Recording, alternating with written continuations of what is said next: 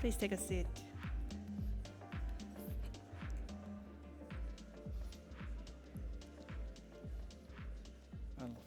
Okay, 2 p.m. Hello, everyone. Welcome to GSTC 2024. And so glad to see many of you in the room interested in business opportunity in ASEAN sustainable tourism. I'm Koko, Tang, the founder of Colorful Earth and also a board member of GSTC. The topic today, okay, okay, great. So we know that tourism, sustainable tourism is no longer just an option, it's a necessity. And of course that ASEAN is most of the breathtaking landscaping in the world, and we have a lot of diverse ecosystem and then culture as well. So, but can we really align economic goals with our sustainable practice? That sit in the heart of our discussion today. So first of all, let's take a look at the statistics of recent report. So in 2023, the ASEAN countries actually see a sharp increase, more than 153% of international arrivals. So there's such a remarkable recovery post-pandemic. But at the same time, we see a lot of challenges coming along with the opportunities. Of course, more visitors means more business opportunity and more job creation and more development. But at the same time, if we don't manage it in a sustainable way, we might see a lot of negative impact on our environment and community. For example, environmental degradation, cultural erosion, and even overcrowding.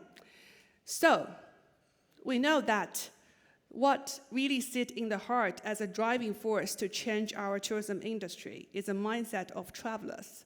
Let's take a look at Trip.com recent report. So a lot of travelers now, they care what are their impact on the destinations they visit. They want to know how their choices can actually help to protect the local environment, support the local economy, and to respect the local culture. But we know that also a huge opportunity for local economy as well. So for those businesses in this industry, it will be immersive and very good opportunity for them to offering sustainable options, services to meet the requirements and to meet the new market demands and differentiate themselves in the market too. But we all know that's very important, but questions remains. For example, for the travelers, do they really understand what sustainable tourism really means? Yeah. And do they know where to find those sustainable options? Are those labels trustworthy? So do they know how to realize or identify those companies making false claims when they're not doing really a good job in sustainable tourism at all? And that's even bigger questions for the industry. So are the travelers willing to pay extra for the sustainable options? Does going green really mean making profit? And who should take the lead in making this sustainable tourism transformation? The government, international organizations, or industry themselves? And how can we really keep up with the global sustainable tourism criteria, such as GSTC criteria? And how can we scale up sustainable practice? Fortunately, we have a group of wonderful panelists who might have the answers. So let's welcome Edison Chen, Vice President, Trip.com Group, Gerard Wu, Vice President, Regulatory Affairs and Sustainability, Changi Airport Group, Rolf Dixon, Executive Director of Sustainability, YTL Group, and Lloyd Dujardin, Head of Sustainability, Traveloka. Please join me in welcoming these panelists. Before we go into the deep dive, and I want you to use the Slido to ask questions because it's a wonderful opportunity for all of you to engage with these experts. So without further ado, let's welcome our panelists. First, please welcome Edison. Edison, you have the floor, please. Should I stand or should I sit? Either way. All right. I have always heard that during presentation, straight after the lunch will be very challenged. So hopefully you guys have enough coffee and my context didn't make you guys feel asleep. Thank you very much for GSTC and Koko to having us here. It's great honors to be part of the GSTC annual conference in Singapore. And even myself, it's my first time to be in such a great event. Trip.com group, I think, is that works? Yeah. All right. So just to make it quick and short, Trip.com group right now, we serve 39 countries. We have an office and business around the world. Our application, our website serves 24 languages, 1.4 million of global property listed on Trip.com platforms, and we're working with 600 airlines company to cover most of the regions and countries. And of course, we also have, under Trip.com group, we also having different brands and platforms to taking care of different markets. We're having like Trip, we're having Trip.com now, maybe focus in the China market. We also are having like the TripBiz is more on corporate business. We're also having like Sky Scanners as more meta searching platform. Travix and Travel Fusions is also transportation platforms. With such blueprint and structures that we have really built, we are able to really expanding our business in the global level. Of course, if you're talking about the environmentally focused strategy, which reflected also one of the very important our ESG strategy is that definitely will be follow a 2015 carbon neutrality target for sure. Of course, we want to understand the consumer trend towards the sustainability. That's also one of the reasons that this year we're working with GSTC to having this Trip.com group sustainability travel consumer reports. And also low carbon travel options, because we're working with large stockholders and partners, including hotels and airlines, attractions, even car companies. So lower carbon travel options is one of our key direction as well. Okay, if you really look into more detail, we're trying to do some find out and research by our data and working with some third parties. Action and awareness. I mean, everybody in this room, I think we are being so aware about sustainability travels, but not means the consumer really aware about the sustainability travels. And even some of them, they do aware about the sustainability travel, but whether do they take action towards to this direction or not. So we're just trying to find out what is the current situation. So the first challenge is that almost 48% are not entirely clear about the concept. So they may just know piece of it. Almost about 32% have doubt, so-called the sustainability travel products. And another 22% of the audience feel that they fail to see the sustainability can enhance the travel experience. I mean, like, it's quite common that for the end user, for the travelers, they definitely still want to make sure their travel experience is good. But how sustainability products and elements are able to fit into this category, I think there's still 22% of the travelers not very sure about it. So about action. So action means book the products, experience the products. The large of the audience still really care about what is the additional price and premium they need to pay if this product and services is towards to the sustainability. Only 21% of the audience feel that they're willing to accept like 5% extra, and only less than 2% of the audience, they feel they're willing to pay more than 20% extra. All right, but the interesting find out is that even in different regions and countries, the understanding understanding of the sustainability also quite different. If you're talking about APAC and Latin American, they'll be more focused on environmental. Yeah. But EMEA or Northern America, there'll be more wider range. Environment, social, economic, this all part of it. And familiarity with the concept, APAC and Latin America is unfamiliar, which EMEA and Northern America, they're unconvinced. So, I mean, we still have large, huge work need to do, especially like Trip.com is an OTA platform. One of our key responsibilities is how to bring the sustainability concepts to the audience and how to educate and promote the sustainability topics and ideas and the product and services to the public. I think most of the people being very clear about this willingness to pay. Mm-hmm. Asia Pacific audience like generally more comfortable to pay with a certain amount of the premium. It's about 68%. The Northern Americas, I think, with the less percentage in terms of willingness to pay. What is the reason? Because Asia Pacific audience, they feel that sustainability is more towards the individual, the travel sectors. But for EMEA market, they feel that this is more reliant on the government actions instead of individual. So this also reflected on in terms of the willingness to pay. The top 4 favorite forms for sustainability travel, based on our research by our database, is that the number 1 is transportation. Number 2 is the accommodation, which is the hotel. And also carbon offset is also being very popular topics right now, and reduce single-use plastic. Oops.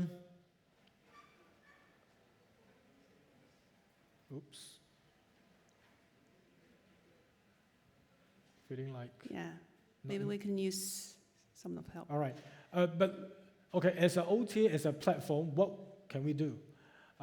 We are not like the hotel group. They're working very closely with GSTC to get the full certified. They make sure their operation, their product, their experience, their design is really fitting to this category. As what I mentioned, that our job is really to educate and promote the idea and concept to the audience and provide the options. I've been very glad to announce that just 1 week ago, we were also having some of the program with GSTC. Currently, we have 3 different kind of products which are able to offer sustainability concept or low carbon concept. Our car rental services, which means our consumer able to choose the car rental or airport pickup by using gas line or electronic car. So we provide additional options. And for the flights, I'll introduce a low emissions flights travel impact model and the carbon offsets options, wise choices. Trains, this one is quite interesting that we are not only working with the third parties or train company, we also create an interact, and we let the audience really can feel and really being proud of what they are doing, which means that user can plant the virtual trees to celebrate the train achievement. This function also applicable on our trip business apps, which means not only for the leisure customer, even for the MICE travelers, business travelers, they're also able to apply in these functions. Another very important part, as I mentioned, that just 1 week ago, we launched this GSTC credibility certified bodies on trip.com, which means that we particularly add 1 more option as a certified, a GSTC certified hotels into our filters, which means that when you're looking for any hotel in any regions, you can tick on this box, and all those GSTC certified hotel will be listed on a single page, which is able to provide a convenience for our travelers if they do have the intention to, spend their stays in the more sustainable hotels. Of course, that we still feel that we are not doing enough right now. We are just at a very earlier stage. Working with GSTC is also one of very important milestone in the whole organization. And of course, we also encourage more industry partners like hotels and airlines and car company attraction able to work together with us, not only to make ourselves be in the sustainable environment, also trying to convince and educate and bring the message to all the travelers and the users. All right, thank you so much. Thank you, Edison. Thank you very much. I will pass the mic to Gerard, please. Okay, so thank you to Koko and Edison. I think Koko and Edison both gave a very good overview from Koko, and then Edison actually started this whole conversation about what it means to be sustainable for travelers and how sustainable it is for our businesses as well. So my name's Gerald, I'm from the Changi Airport Group, and I'll just take a few minutes just to talk about how we as a company try our best to make the air travel journey sustainable for all our travelers and the public who visit Changi Airport. So before I start, I think thank you to everyone. I'm sure every single one in the room has visited Changi Airport, whether optional or whether by choice or no choice, because all of you actually do fly into Singapore, and that to me is already a huge value advantage that we have, competitive advantage that we have. We are the only international air gateway for Singapore, and we try our best to take advantage of this to introduce a slice of not just about Changi Airport and the thrill of aviation, but a slice of Singapore into what we do for Changi Airport as well. And I'll explain a little bit in my slides. So for our overseas guests, the picture that you see here is a picture of Jewel Changi Airport. And we call it Jewel because the origins of it is that we really wanted it to be the crown jewel of Changi Airport. Before this was built, this was essentially just an open space car park. It was a car park, for those of you who remember the 1980s, this was a very plain open space car park that's just serving the passengers in Terminal 1, followed by Terminal 2 and 3 as they were built. But we turned a constraint, a challenge into an opportunity because due to our land constraints, we can't develop horizontally. So what we did was we developed vertically. So we took advantage to redevelop this into a mixed-use retail space and entertainment space. There are also 5 levels. So what you see is ground level up to 5 levels above ground. We also have another 4 basement levels, housing shops, retail, and car parking as well. So, well, maybe the Singapore public might actually think of it as a shopping center. Actually, the truth is that it interlinks all the 3 terminals. It makes our travel a lot easier. So it actually cut the walking time between Terminal 3 and Terminal 2 by a good 10 minutes. It more than doubled the amount of parking space, and we could actually put in a hotel inside Jewel as well. And one of the interesting comments I have from my friends is that we are probably one of the few airports in the world where you actually have friends and family coming to the airport on the weekends, not to travel, but just to enjoy the airport facilities. Many of us, I think we probably recall our childhood, for those who grew up in Singapore, coming to Swenson's or McDonald's, studying there with friends or coming with friends and family. So we try our best to infuse environmental considerations and sustainability into all our building designs and operations. The last count, just this little dome that we have over 180 different species of trees and plants within the dome, and this was a challenge. This is a challenge because, as you can understand, if you bring in vegetation from different parts of the globe, the requirements in terms of soil quality, in terms of water, in terms of sunlight and temperature, everything varies. So our horticulture team worked closely with colleagues from national parks to bring in vegetation that's suitable and appealing to our travelers as well. They actually travel across the whole globe to look for plants that's suitable and add color and diversity. And the intent was to give people who didn't have the opportunity to travel, say, to sub-Saharan Africa or the Arctic regions, a little bit of chance to see some of the vegetation that's found in some of these areas. So next time you're in Jewel, do look out for different vegetation zones within Jewel Changi Airport. This is an infographic from one of our past sustainability reports. So we're quite conscious about overstating the sustainability case. Because truth be told, I believe a lot of companies, almost every single company in the world, wants to be more sustainable, wants to be greener as well. So we never claim to be the most sustainable or the greenest airport, but what we try to do is do it in subtle ways. So I know that this infographic is a little bit small, but if you have time, you can Google Changi Airport Sustainability Report. It's in one of the earlier reports, I think it was 2018 or 2019. But in this infographic, it shows all the different design features that we have put in to make the dome as sustainable as possible, down to even the waterfall or the vortex that we call it. The water is actually recycled, is then pumped upwards again and reused. Even the dome, it's essentially triple glaze, such that the amount of heat that penetrates the dome is minimized as far as possible, and that reduces our cooling needs. On the upper floors of the Jewel complex, again at level 5, next time if you take a look, the air conditioning actually does not come from the top. The air conditioning comes from the ground up, because we just wanted to stratify the air such that the cool air is only up to, the last I saw was about 2 meters or 2.1 meters. Above that, the air is actually relatively warm, but it's okay because there's actually no need to cool it too much or drastically. Going now to a little bit of hard facts as well, and Ralph was just asking me a similar question as well about the carbon footprint for Changi Airport. So this is the answer that I have for Ralph. In terms of the carbon footprint, if you look at it, the majority of our carbon footprint is, no surprises, from our aircraft operations, and that is scope 3 emissions.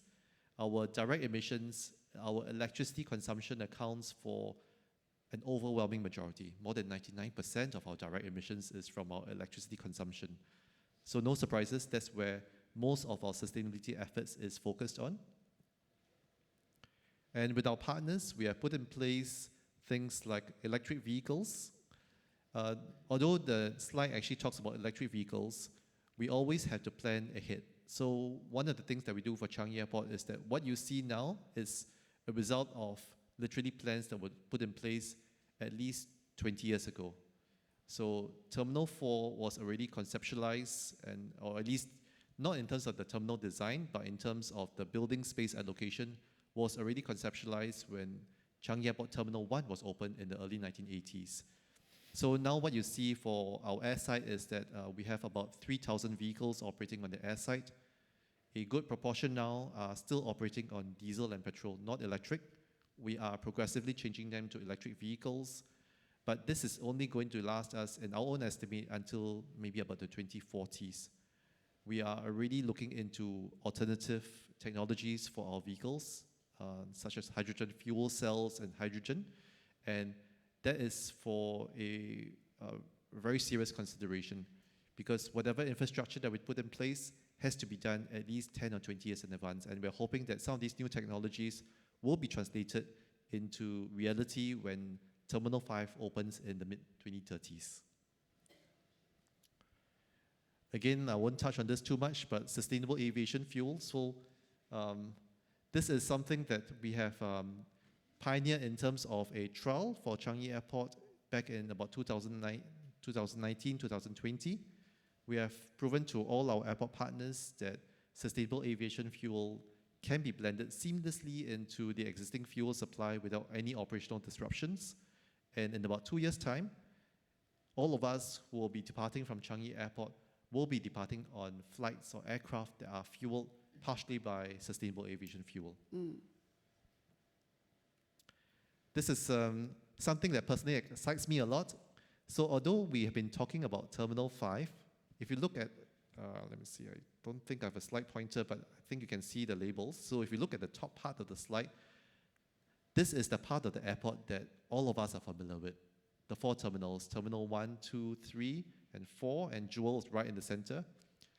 Everything that's below on the south, this is what you call as Terminal 5, or T5 development. It's more than just a terminal. There's a ground transportation center, there's a cargo complex, and the capacity of Terminal 5 alone, it's going to be slightly over the combined passenger capacity of Terminals 1, 2, and 3. And at the back of house, we are projecting that travel demand will continue to increase every single year. So in terms of our passenger volumes, we are looking at slightly above 62 million passengers per year that we're handling now.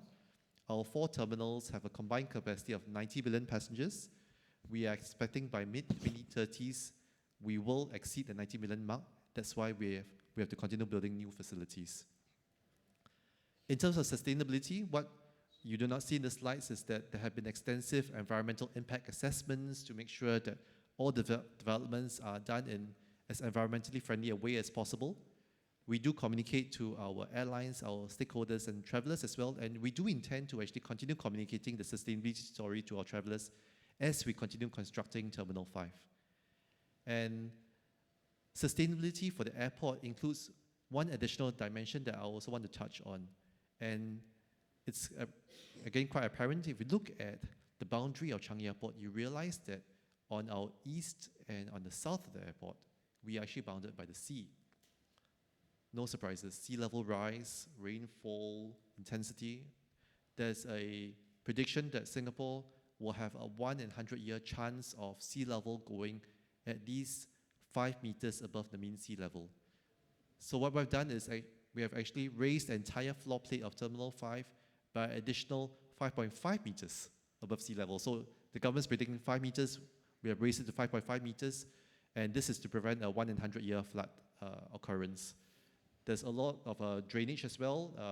There's also a detention pond, and another interesting factoid. So although we call it a detention pond, the detention pond, we will have a couple throughout the airport. Each detention pond is able to house at least 1.5 times of an Airbus A380 aircraft. So this is the size of our ponds at Changi Airport.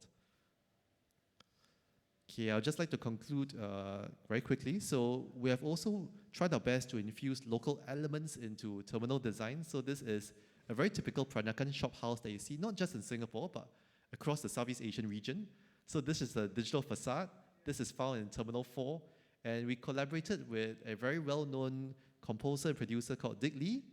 So it's actually a digital screen. So at set intervals, there will be a Peranakan play. It's a love story between a guy and a girl who met at the airport and the shop house, and it plays out, and it concludes with a traditional Peranakan wedding. So this is how we try to infuse local Singapore elements into our airport design. So Thank you very much. Let's have a round of applause for Gerard. Thank you. Now, let's move on to Ralph, please. Thank you. That was a really excellent presentations. I learned a lot about Changi, which I didn't know. YTL is actually not so much a hospitality-dominated company as it is a utility company. So we're probably a supplier of energy to Changi and a number of other assets here. So we're the second largest energy producer in Singapore. We're the largest cement producer in Malaysia. We have data centers and solar, 500 megawatt data center and solar in Johor. So hospitality, whilst we have 36 hotels, it only accounts for a fraction of our revenue, assets, and profitability. Probably our utilities business is 85% of our business. Interestingly, what Edison talked about earlier is roughly what I'm going to say, but Edison obviously went into a lot more detail about the willingness of consumers to pay for sustainable travel, sustainable hospitality, and that's really a caveat for the slides I'm going to show you. Is the way that YTL has approached this business is the way we build, the way we operate, and the way we obviously try to encourage loyalty and repeat customers is very much modeled around not asking people to pay for a premium for sustainable travel or tourism, but actually to embed it within the operations and within the properties themselves. So the premium may be there for certain properties, but obviously we're not saying like sustainable palm oil where it has a 5-10% premium. We've seen the lessons from the urban farming or the vertical farming industry in Singapore where they've consistently missed the mark. You can't expect people to pay for sustainability. You can expect them to pay for quality. You can expect them to put things in their mouths and their stomachs that are safely produced. But I think asking them to go that step further to pay for sustainable tourism is a little bit of a far reach. So I think that's the way we approach the business. And Pangkor Laut, which is pictured here on this slide, is one of our premium properties where we've embedded that into the way we operate. So interestingly, again, Edison had travel as one of the main areas that people would pay for sustainable travel or look at it in terms of sustainability. So with that, we built the ERL in the 1990s, which connects the KLIA airport in Malaysia with the city, about 60-kilometer journey. Some of the stats here. We take about 4.5 million cars off the road every year. We reduce, depending upon the ridership, 25,000 tons of carbon per year. Again, depending on ridership, depending on how many people go in each car, and 4 times fewer emissions compared to the traveling in a private car. Good on-time record, 122 million travelers since inception. So we're saying the journey obviously is as important as the destination, but this is where people are going to begin the journey with sustainability in mind. We think this is a very important starting point. So this was actually begun as a precursor to the Singapore KL high-speed rail. So we built the first high-speed rail between KL and the airport, which is actually on the way to Singapore. But as we know, the high-speed rail between KL and Singapore hasn't yet found its footing with successive governments in Malaysia, but hopefully at some point in the near future it will happen. And this is another slide about talking about you're not asking consumers to see everything and to pay a premium for it in terms of sustainable hospitality or tourism. we're talking about near sourcing. So what it does is increase our base of suppliers tremendously, maybe from, say, 500 suppliers to, say, 2,000 suppliers. It's a lot more tricky to manage, but what we do is we now have about 90% of our sourcing locally, which means, within, say, a 50-kilometer radius of the resort that we operate. And this is a global thing. So 36 hotels around the world, this 89% applies to all of them. That's something the customer doesn't see, but it's embedded within that approach to sustainability. So it's not a premium we ask to pay, but it's a cost that we obviously have to pay for in terms of operation and maintenance. A project that we started off in Pangkor Laut, unfortunately the hornbills became so used to the nesting boxes and proliferated and bred quite rapidly. So we're not culling them, but now we have to reduce the amount of nesting boxes. But it has become a major draw for tourists, and obviously seeing the hornbills, unfortunately they do come begging at the breakfast table now, so it's become a bit of an issue with regards to getting them to source their food in the natural environment versus from the breakfast table from customers. But generally the project was a success, so we are sticking with it, but we're monitoring the numbers so we don't get an overpopulation of these birds. But again, it's one of the things that we've done to preserve the flora and fauna, which in some cases is endemic, but of obviously hornbills, we see them flying around Singapore as well. Coral reef restoration, customers can adopt a reef block. They can just simply go and maintain them. They can obviously go and just look at them. And we've done about 200 blocks so far around Malaysia, Gaya Island and Pangkor Laut. Again, that's not something we ask customers to pay for, but it's something that we say it's embedded in the way we enhance the environmental biodiversity and conservation attributes of the properties where we operate. There are some examples of the types of numbers we're talking about and the types of colonies and the survival rates.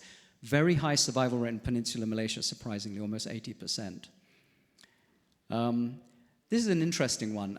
It started off as a collaboration between Lang Tenga Turtle Watch, which is now Pulihara, and we thought, we'll just support this. We'll rescue turtle eggs so that they don't get consumed by humans and sold in the Kelantan or Terengganu markets, but we collect the eggs, we transplant them outside the resort on the beach, and then we release the turtles into the ocean. As you know, turtles have a 1 in 1,000 chance of surviving to adulthood from the egg. So it's an extremely small percentage of turtles that can survive from an egg to a breeding adult. And of course, things like temperature affect the gender of the eggs when we're hatching them. So we have to monitor a whole load of variables because you don't want more males than females. You don't want more females than males. We've done 110,000 eggs since inception. We've had now 85,000 hatchlings released. Hopefully, we won't see the 1 in 1,000 because a lot of these don't get picked up by lizards and birds as they walk down the beach, but they actually make it into the sea, and hopefully we reduce that mortality rate substantially. This, interestingly, has been a huge draw for Tanjong Jara Resort on the east coast of Malaysia. When we did a survey of guests, we found that 97% of families were coming back to the resort just because of this activity. It didn't really cost that much. I mean, I can be open with you about it. 60,000 ringgit, 20,000 ringgit for enhancement of the project, but below 100,000 ringgit to really implement this project successfully. Really, I would call that an incredible outcome. We didn't realize how many people were coming back to the resort because of this project. So that's an interesting stat. And again, that we're not asking them to pay a premium for this activity. We're saying, you just get this as part of your sustainable tourism package. Same thing with the Turtle Rescue and Gaya Island Resort. I won't give you too much about that, but 28 turtles rescued. Doesn't seem a big number, but these are adult turtles. So we're rescuing breeding population or viable breeding population type turtles. So it's an important type of turtle. We're not just talking about eggs and hatchlings. Again, mangrove, we all know how important they are, both to coastal protection, as well as obviously livelihoods, as well as ecosystems and biodiversity and conservation activities, spawning grounds for fish, etc. And we can see how many we've done there. Obviously, we continue with that and we continue to plant, so it's an ongoing project. Again, the island, Gaya Island and Pangkor Laut, Marine Conservation Center and the Island Conservation Center, very important.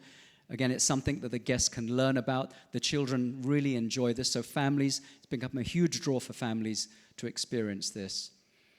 So this is a picture in the background of our Hokkaido resort, which is the Hilton Niseko and the Greenleaf Niseko. We've also got Kasara and a few other hotels being developed there. But I use it as a background because when we bought the Hokkaido property, we found that they were already recycling 17 different types of plastic and other types of items from glass, metal, etc. 17 different types. We had never done that in any of our properties, so we were learning from them. They had a composting site. They had all sorts of activities. They had geothermal heating, geothermal energy. So again, this was something where you don't always create value in the sustainability realm, but sometimes you inherit it or you acquire it through M&A. I put this progression chart here because I'm not really sure whether we've gone from ecotourism to sustainable tourism or the other way around, because both have been around for a long time, but certainly a space that's evolving rapidly. And I think that what's going to happen in this space is that hopefully we see those numbers that Edison showed us earlier escalate rapidly in the number of people who are willing to pay, not a premium, but who are willing to understand what sustainable tourism is. So thank you very much. Thank you. Thank you, Ralph. Now let's welcome Loic. Thank you very much, Koko. Ralph, I'll book my next family vacation, the Tanjung Tara Resort. I have 4 kids, so if I can have a discount, that would be lovely. It will be booked through trip.com. Maybe the flights. Anyways, thanks a lot, Koko, and thanks to GSTC for this amazing conference. It's quite impressive to see how many people are attending, the diversity, the seniority of the audience. So thanks a lot for that. Traveloka. Where do I point here? So Traveloka. Well, the journey actually started 12 years ago. So we've grown from a meta search engine to a leading travel platform booking in Southeast Asia. As you can see on this slide, we have a strong local presence in Southeast Asia, and we have recently expanded to Australia. In terms of users, we have actually 50 million monthly active users, and our app has been downloaded more than 140 million times. So it's quite impressive. We reference today about 2 million accommodations, so hotel resorts, and we offer multiple payment solutions to our users. So Traveloka is an OTA. We enable our users to book their flights, their bus, their train, but also any type of accommodation. We also offer a large variety of local attractions to really enrich our travelers' experience. About our sustainability strategy, and I'll keep it short to leave more space for our discussion and for Q&A. So from a sustainability perspective, our role is, I would say, quite simple, but I think it is essential. As an OTA, our role is really to raise awareness, to empower, and to educate our stakeholders on both sustainability and sustainable tourism. So starting with our users, so the 50 million users that I was mentioning. Here, the idea is really to enable them to travel in a more responsible and sustainable manner. When it comes to our merchant partners, so primarily the hotels that we reference, here the idea is really to empower them to implement sustainability practices in their operations. So as it was mentioned this morning by our president, so Cesar, who did the keynote speech, we are actually a platinum sponsor of the GSTC for 2024. This collaboration exists since 2022. We've been sponsoring GSTC training, every quarter since 2022. So reaching out to about 100 to 150 general managers of hotels in key destinations from Bali to Bangkok to Phuket. So that's something that for us is extremely important. You have to realize that for many hotels, especially in Indonesia, we are the main channel between the users, the travelers, the tourists, and the hotels. So we have a capacity to influence the hotel that we reference in our platform. The third group of stakeholders are Travelocans, so Traveloka staff. Here the idea is also to empower our staff to effect a positive change in their day-to-day life. To highlight a couple of initiatives for each bucket. So we offer our users the ability to understand their carbon footprint and to offset their carbon footprint when they book a flight or when they book an hotel. GSTC, I already mentioned, so we have a very close collaboration with them. When it comes to our staff, here the idea is to promote volunteering activities as much as we can. This morning, Cesar mentioned the fact that through these volunteering activities, we've been able to plant about 100,000 mangrove trees in Indonesia, so in Sumatra, and in Bali. Next is Bintan, that will be for 2025, so much closer to Singapore. Just to give you a bit of flavor of some of the initiatives that we are doing, and I'll stop here. All right, thank you very much. See, we have booking platform, we have airport, and we have destinations and hotels. We complete the whole trip, right? So thank you very much for our wonderful panelists. And now we are going to move on to our Q&A questions. Please remember to use the Slido to submit all of the questions. It will be a unique opportunity for you to engage with our panelists today. So let's go for the first question. How do cultural attitudes towards environmental sustainability influence tourism trends in different Asian countries? I guess maybe Edison, do you want to take that? I think this is a very good question. As I previously do my slides, there's some data to show that even just within Asia region, I think different countries, they're also having different understanding about the sustainability travel, especially to the consumer side. So there's countries like Singapore, like Thailand, being so well known about the sustainabilities. Travelers and partners spend a lot of efforts to improve their product, their operation, their services. Even there's a amount of the travelers, the users, they're willing to pay extra premiums to enjoy, to having the more sustainable product and services. But in certain countries, people may just start to get into touch in this area. They still don't have the overall concept and understanding about sustainability travel. Probably they may only know that don't use too much plastic material, don't use single-use tools. It's considered sustainability, but actually it's more than that. So reflected on our responsibility and job is that as a platform, we need to do very much more education, also working with partners like GSTC to come out the program, not only to the industry partners, but more likely is to the end user, to the consumers. Yeah, using the power of the buyer is super important. Thank you very much, Edison. Now we have question. I think we have a question for Gerard as well. It's gone. So So I think that's a question for Gerard about, is there a variable airport tax on airlines based on their GHG emissions? Can you take on that, please? Okay, maybe I'll elaborate a little bit. So certain airports in other countries do have, so all airports will charge essentially airlines for aircraft landing and takeoff. Mm-hmm. And some airports around the world do have, in terms of environmental space, I've seen some airports with noise charges or emission charges. So basically, there are certain engines, particular aircraft that are a bit noisier or emit more carbon dioxide or GHG equivalents, they have a higher tax.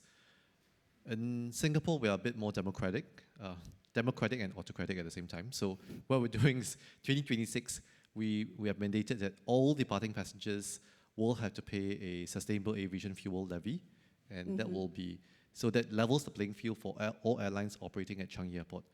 At the same time, we do have, to answer the question, we do have certain restrictions on the age of the aircraft and the noise profile plus the emissions of particular aircraft engines. So basically, the older aircraft engines and engine types are not permitted to operate at Changi Airport, and for very good reasons. It's not just for environmental, but it also impacts on safety and security as well.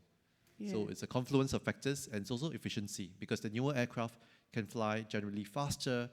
The separation between the aircraft is also closer, so you are able, within the same time slot, to actually have more aircraft taking off and landing at Changi Airport. Interesting. Thank you very much. Now we come to the question of communication. So communication is key to drive business. How business can enhance their communication on sustainability to become more effective and attractive towards the customers? So I think maybe, Ralph, you have mentioned a lot of programs you've been doing with your properties. Can you take this question? Sorry, just thinking about it. Maybe while Ralph is thinking about it, to me, there are maybe 2 points to make here. One is, I think it's important really to make the sustainability initiatives really tangible and relatable. We talk a lot about GHG accounting and carbon offset, right? This is something that is actually very hard for people to understand and to relate to, because it's almost virtual. Mm-hmm. It's super important to do. But for us, for example, when it comes to the carbon neutral checkout, the carbon offset that we offer to our users are projects that are localized, known in the country where they're from, in Indonesia, in Thailand, in Vietnam. And it enables them to better understand what this is about. Yeah. So that I think is very important. Same for some philanthropy project that we do. It always related to the industry, but it's about issues that, again, the tourist, the user, the platform users can relate to. So for example, in Bali, we support a project that provide vocational training to young ladies who are coming from very poor rural areas.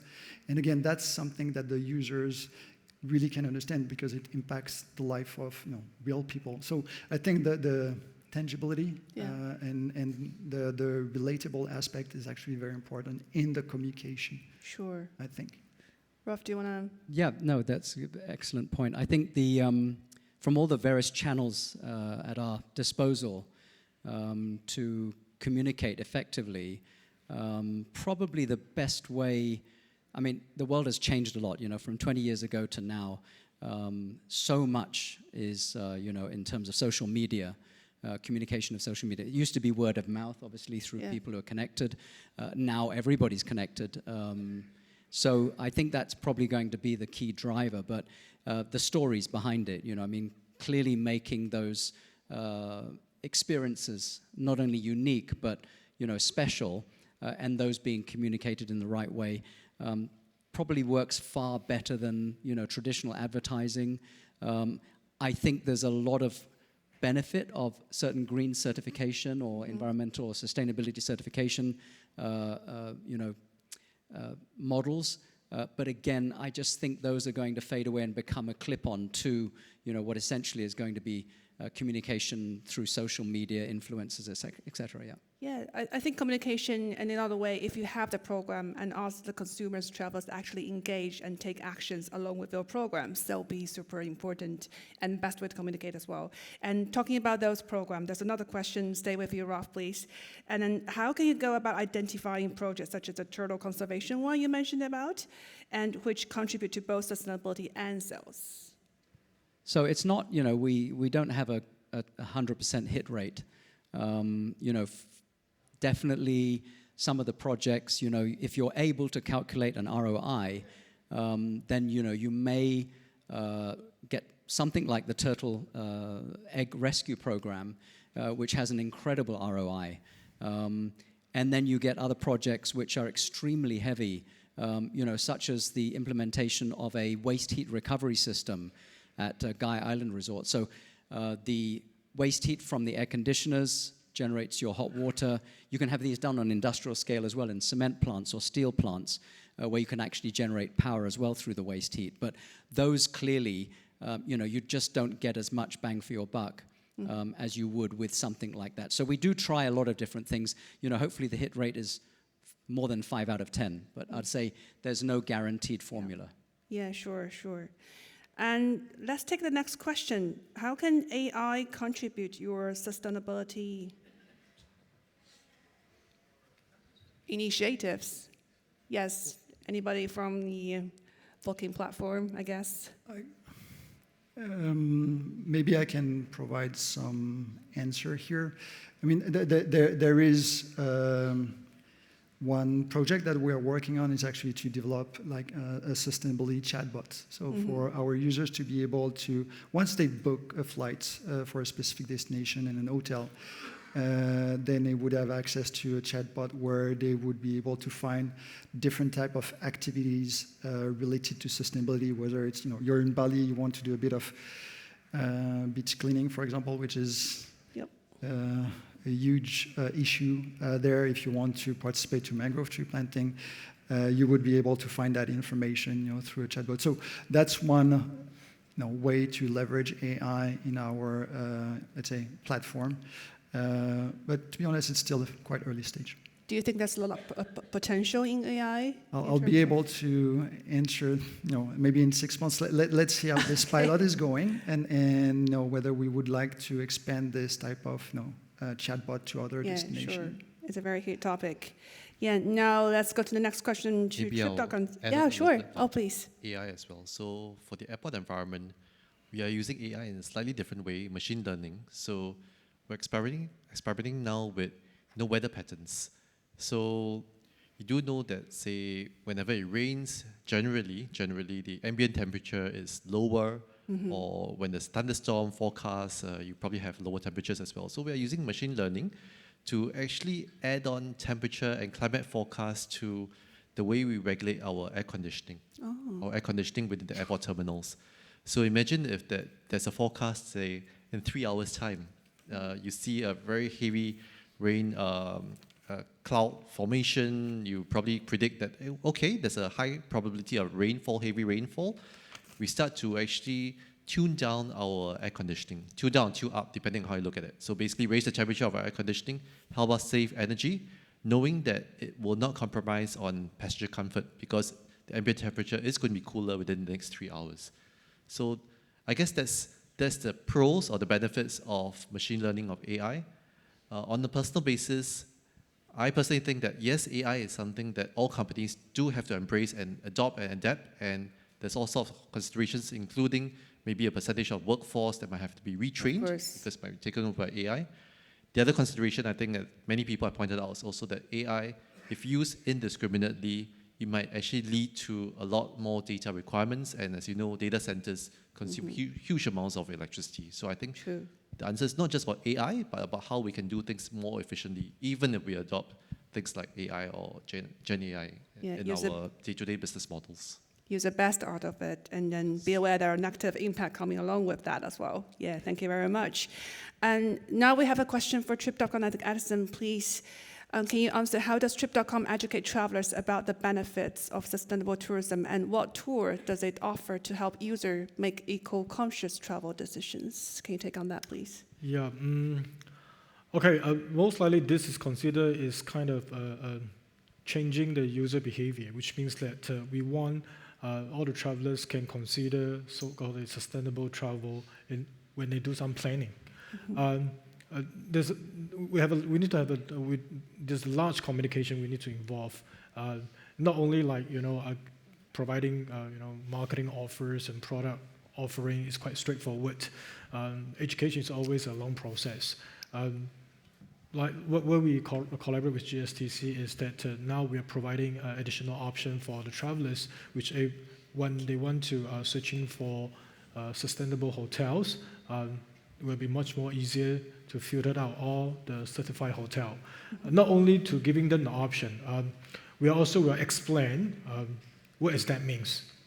Why this hotel being certified by GSTC, what kind of thing they did to meet the requirement. So when customers start to searching the products, making the reservation, but in the meanwhile, they're trying to understand the real activities and real program behind.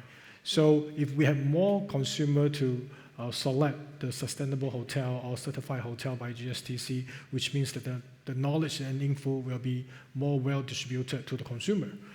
So I mean, like this program, it been quite surprised me that after we only launched for 1 week, there's already a lot of hotel engaged to us, trying to be part of the program.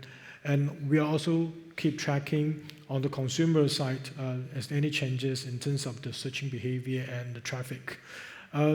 And some of the other example that like what we are doing in the tram business and the car rental services, even in the flights products, we are always trying to showcase the relevant info and useful data. Taking example right now, if you're using Trip.com apps to search flight tickets, we are able to showcase so-called the carbon consumption for particular flights, whether it's above average or below the average. And also a very innovative program developed by our trip business departments that I understand that most of the corporate company, when you do the corporate travel, you will set the travel budget when you bought the hotel and the airline tickets. But for our trip biz, we are able also set the carbon budget, which means you can set an individual employee, when you go for a business trip, what is your carbon allowance for one particular trip. And we are also able to provide the summarized report to the company, like say in overall for this month, all your business trip, what is your carbon consumption? So by using this kind of different tool or innovative so-called the ideas that we are able trying to influence the users from different sectors, whether it's from leisure, from business travelers. This is a large scale of the work. It's not 1 day we can, 1 or 2 days with a short period of time we can achieve the target. Sometimes it's also about chicken and egg, which means that we need to start to educate to the audience and to the travelers. When travelers and audience start to change their behavior, their demands and needs also will push the industry to improve. Giving an example, very simple example, I mean like 10 years ago, I don't think we require so-called the airline will have the Wi-Fi. But nowadays, I believe most of the business travelers, they will select the aircraft with the Wi-Fi access. It's become unnecessary. So it also pushed the airline company to think to add on extra services and facilities to have Wi-Fi ready for the aircraft. So I mean like education from the industry, from the platform is important. When the user behavior start to change, they do have the demand. When market have the demand, they're also able to help the industry to improve as well. So it's a long process. Yeah. Yeah, sure. We talked about the business opportunity in this new market because there are demands there. And also that we mean that because we're talking about sustainability and profitability today. So there's another question about that. Sustainability first or profitability first? If the company haven't really made any profit yet, so how do we do sustainability? Do we need to do sustainability? So who want to take that question? Yeah, please. Off. I think there's a quote I really like, which is waste is a failure of design. And I think that's really epitomizes, you know, when you talk about either or, it's not a binary choice. So I think you have to embed sustainability into both your build, everything from your embedded carbon when you first build, to the way you develop the property. You know, you don't want to deforest a huge area or destroy a lot of embedded carbon. You know, just to achieve a much lower cost. So I think from the design stage, you know, architecture, all the way through to the maintenance operation, everything is implied in the way that, you know, the resort is sustainable from the build stage all the way through to the operation stage. So I don't see this as a choice between the two. Obviously, there are properties or resorts who are less sustainable because they were looking at a budget on the construction cost, and therefore you're clearing a hillside to achieve a much lower. So say for Pangkor Laut Resort in Malaysia, we built around the trees. You even have villas where you have a tree going through the villa, you know, at great cost. So we had to build that into the cost and the capex, and obviously that is then paid for at some point by, you know, future revenue. But we believe, as it has, that it has led to a more profitable outcome.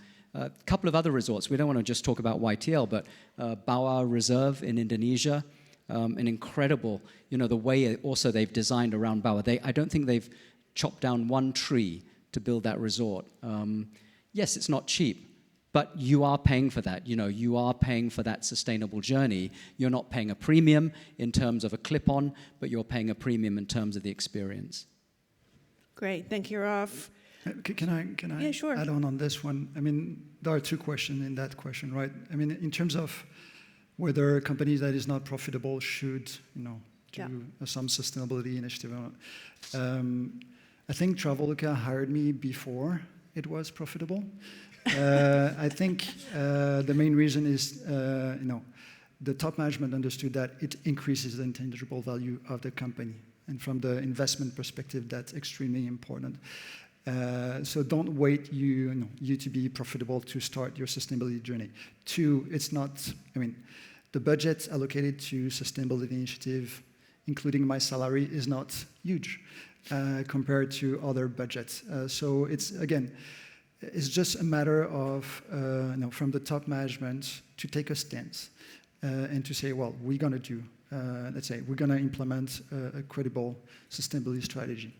And we know that it will pay off eventually because this is expected by most of our stakeholders. But profitability and sustainability, again, if we talk about hotels, the common feedback is that, well, if we implement sustainability initiative, it's going to be extremely costly. You also have to think about, and I'm pretty sure a lot of hotels are already doing this, but think about this emerging trend among customers, what I call the frugality of the customer, right? Giving a very concrete example. When I go to our headquarters in Jakarta, I'm always staying in the same hotel. It's a French hotel, French branch. Not because I'm French, because when I go there, they don't clean the room, they don't change the linens, they don't put single-use toiletries in the bathroom, unless I request it. Right? So for them, it's actually less. They save cost in terms of labor, in terms of energy, chemical, water. Right. Mm-hmm. So that's super important. And so it's less expensive for them, but it also increases the loyalty of the customer. So again, there are of course ways to make sustainability profitable. Yeah, continue, Gerard. Do you want to make some point on that as well? I'm sure that a lot of eco-design is not cheap, right? I also want to make maybe just 3 points. Just thinking about this question. It's a very good question. I think it's a very important question.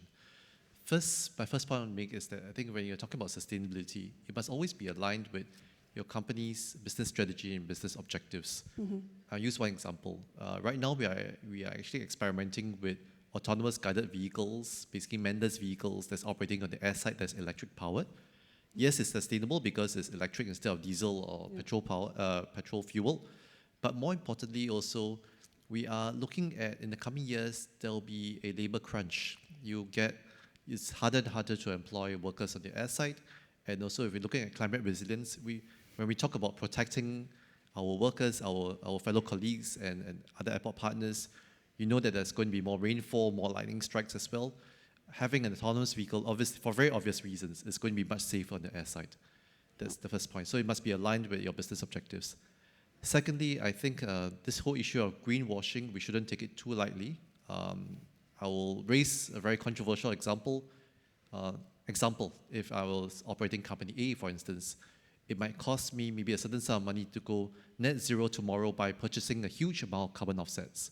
Mm-hmm. For me personally, I think it makes a lot more sense and it's a lot more realistic if you say, okay, I can't go net zero tomorrow, but maybe I have a 10-year plan to reduce my emissions by 10% every year.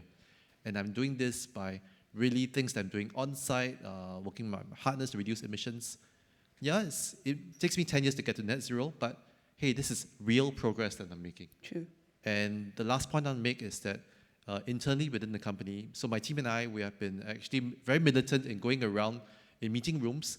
Whenever we see plastic water bottles that's distributed to external guests, we snatch them away, and we always say, There are cups and glasses at the pantry. Please offer this to your guests. And to me, it's again not about sustainability, but I think at the heart is integrity.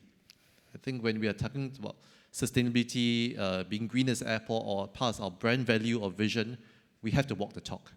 And our colleagues do see the difference. I think at heart of sustainability is we must be operating a company with high integrity. Yeah, true. Talking about the offset, it's a last resort we should be using, and then reduce them is super important. Okay, thank you very much. So we move on to the next question. I think it's a top-liked question. What are your thoughts around the language of regenerative tourism versus sustainable tourism? Okay. I can give it a try. Yeah, look. So I've been working in sustainability for 20 years. We've heard about CSR, ESG, sustainability, now regenerative. From what I understand, regenerative is really the next step. It's to be net positive from an environmental point of view. To be honest, nobody is there yet, right? So I think it's a term that has been used by some players to try to differentiate themselves. But to be honest, I don't think we are there yet. I'll be happy to talk with Chris.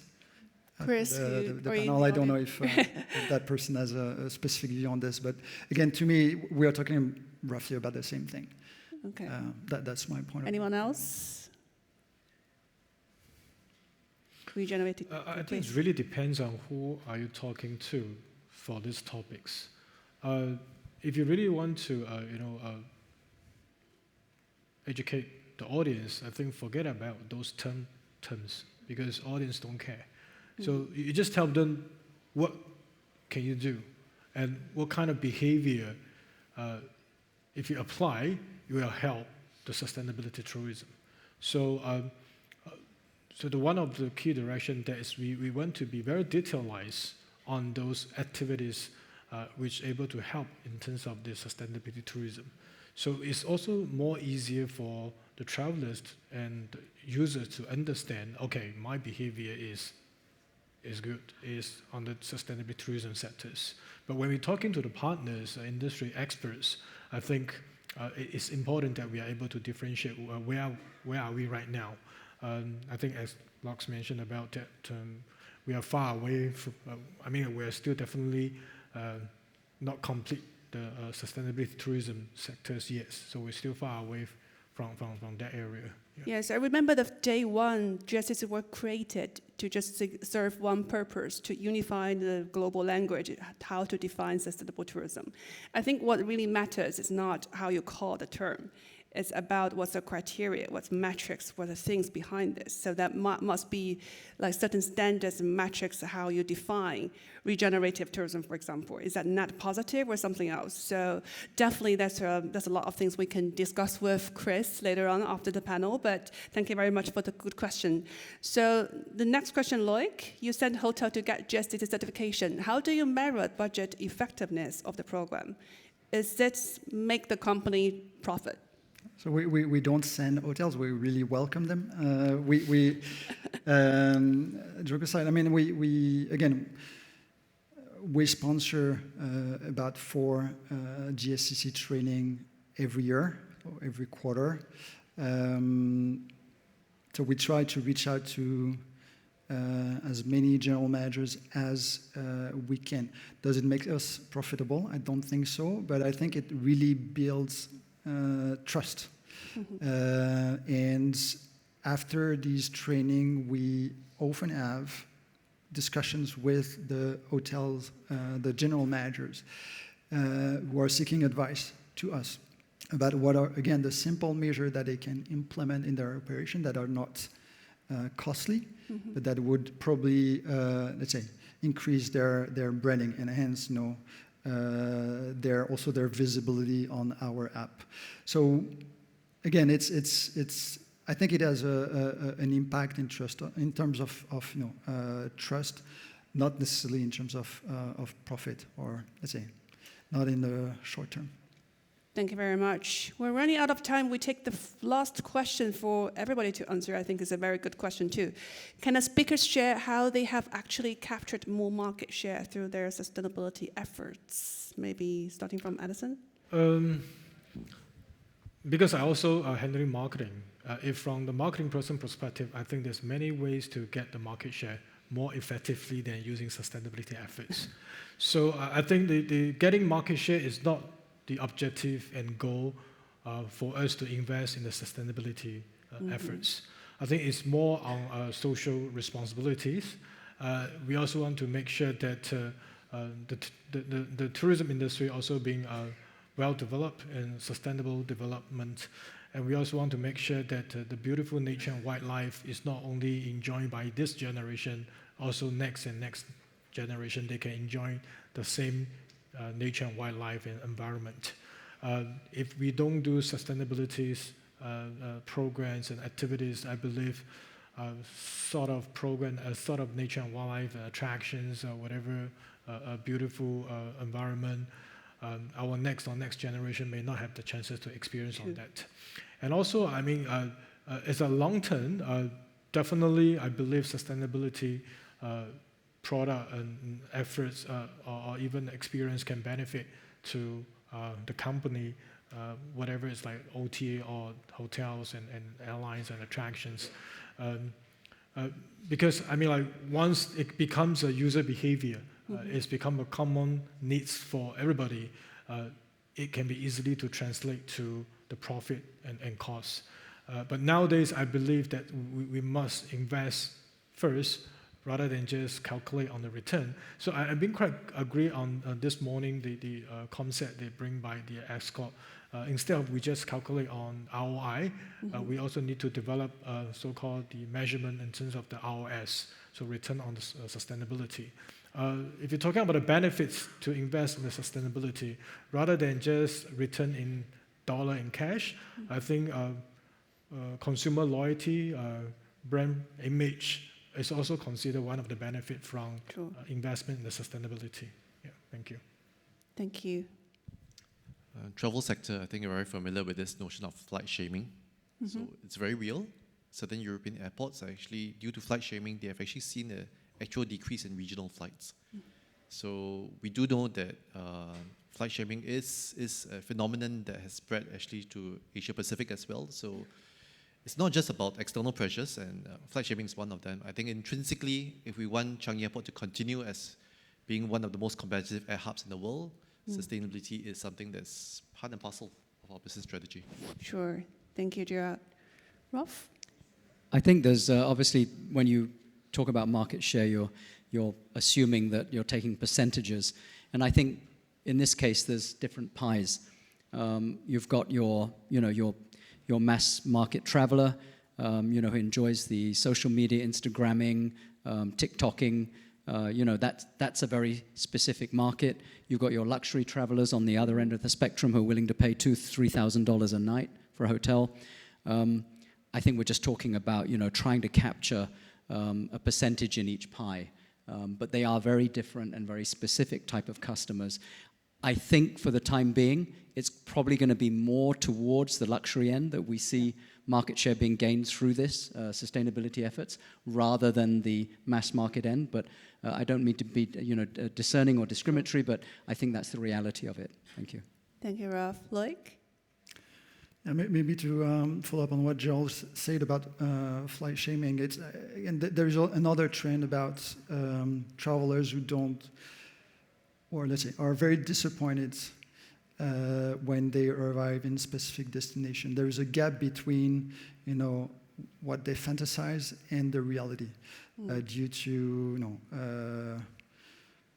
plastic pollution, due to environmental degradation in general, the impact on the let's say cultural heritage, and that's a real business risk in the long term for the entire industry.